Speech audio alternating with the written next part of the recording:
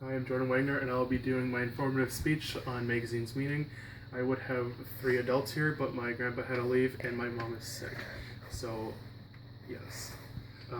So my Magazine's meeting. In today's media, there are countless magazines spread out through the universe. Magazines that are targeted to your audience with interest in pop culture, hunting, fashion, geography, animals, and even the most bizarre subjects.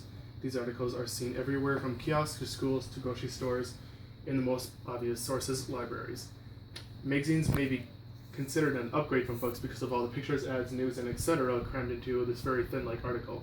There are very few magazines that are definitely up there, and when it comes to the popularity, such as Rolling Stones, People, Time, Sports Illustrated, and National Geographic. Each one of these magazines are at the top of their game because each one has their own distinct subject that they can focus on, plus credibility is also a strong advantage that is held on their side. One magazine that I see no matter where I go is People. I could be on a pet store, a deli, or even a prison, and I would still find a People magazine held inside some wooden bookcase pressed up against the side of the wall. Point being made is that this particular article is one of the most well-known monthly magazines around. Even though that they are incredibly known for their celebrity gossip or Hollywood talk, they also follow other worthy talkative topics that concern the well-beings of humans everywhere. Example, and according to People, when the young, brave Pakistani girl Malala got shot in the head in order to protect her rights as a woman and her education. They cover the story by Alicia Dennis by People.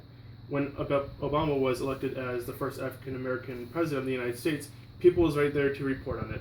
This just goes to show that this well-known article doesn't only focus on the current yet trendy subjects pertaining to famous life. People have been known in the past for such popular interviews, whether or not that particular person is dead or alive. One interview that recently comes to mind happened not too long ago with Sean Penn, a famous Hollywood actor, and El Chapo, an infamous drug lord who escaped prison and hid from authorities. It was an instance where Sean Penn was told by Rolling Stones to interview El Chapo for an upcoming magazine. Chapo only agreed to do the interview if it only would make him famous. Though to his uneducated mind, Chapo was unaware of how real this interview was, when really it proved how manipulative magazines and the fame that comes with it can be. Magazines were never really new to this whole controversial idea. They've had their articles, but now comes in the conversations or the covers or the big picture. When Rolling Stones decided to put the picture of the big Boston Marathon bomber's face on the front page, Time naming Hitler Man of the Year, National Lampoon placing a dog right by camera and a gun to its head, and having a stating at the bottom of the magazine, if you don't buy this magazine, they'll kill the dog. Or even when the New Yorker depicted Michelle and Barack Obama as terrorists, according to New York Daily News. There may or may not be a point to all this, but sometimes that company just wants people talking, that's all.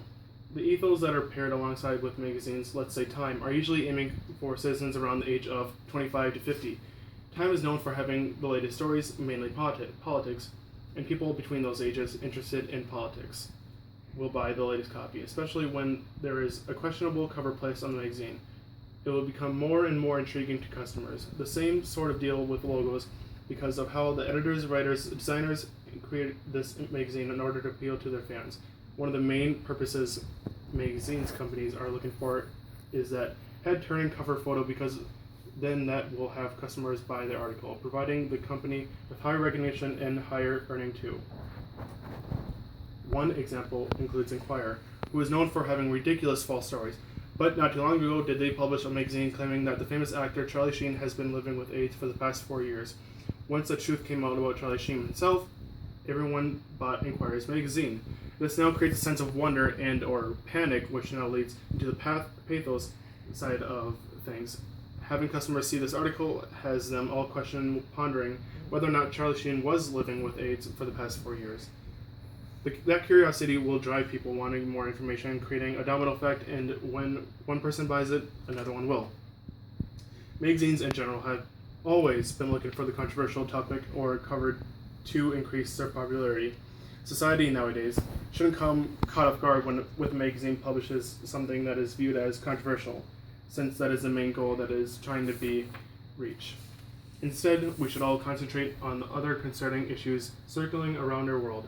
Once we can do that, then maybe we can fix all the problems we have yet to resolve.